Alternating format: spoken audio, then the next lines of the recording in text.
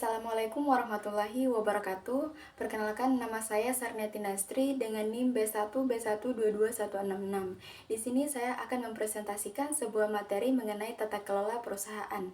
Video ini saya buat untuk memenuhi tugas mata kuliah Manajemen Lintas Budaya dengan dosen pengampu Prof. Dr. Nurwati, SE, MSI. Mungkin untuk mempersingkat waktu, langsung saja ke materi yang pertama, yaitu tentang definisi tata kelola perusahaan. Tata kelola perusahaan adalah kerangka kerja yang mengatur suatu perusahaan dioperasikan, diarahkan, dan diawasi untuk mencapai tujuan yang telah ditetapkan. Materi yang kedua yaitu tentang prinsip-prinsip tata kelola perusahaan. Yang pertama yaitu ada transparansi, yaitu menyediakan informasi yang jelas dan akurat kepada semua pihak yang berkepentingan. Yang kedua yaitu pertanggungjawaban, membentuk tanggung jawab yang jelas bagi semua pemangku kepentingan. Yang ketiga yaitu keberlanjutan, dengan mengintegrasikan suatu tujuan keberlanjutan dalam pengambilan keputusan dan operasional perusahaan.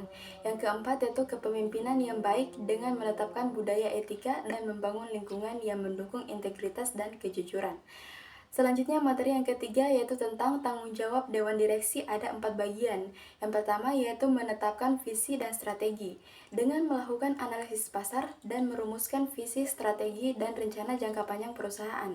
Yang kedua yaitu mengawasi kinerja karyawan dengan memonitoring kinerja karyawan untuk memastikan pencapaian tujuan perusahaan.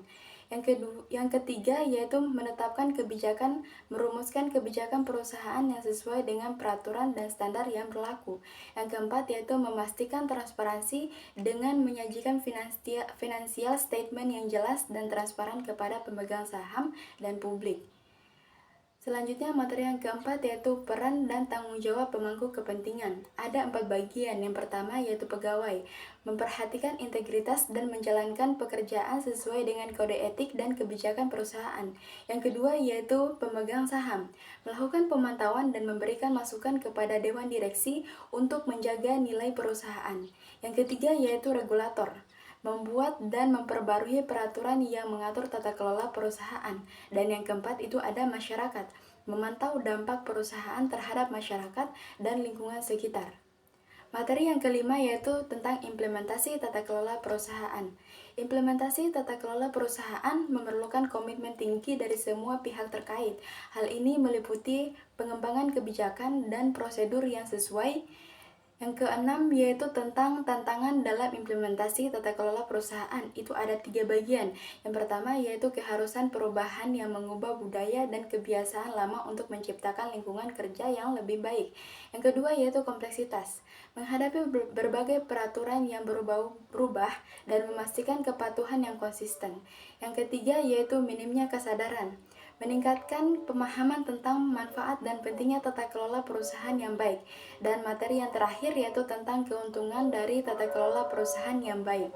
Ada beberapa bagian. Yang pertama yaitu peningkatan kinerja dengan tata kelola perusahaan yang baik dapat meningkatkan efisiensi dan efektivitas perusahaan. Yang kedua yaitu reputasi yang baik.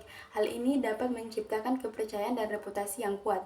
Yang ketiga yaitu inovasi keberagaman. Dengan adanya tata kelola perusahaan yang baik, mendorong inovasi dan membuka peluang baru. Mungkin itu saja presentasi dari saya, lebih dan kurangnya mohon dimaafkan. Wabillahi taufiq wal hidayah. Wassalamualaikum warahmatullahi wabarakatuh.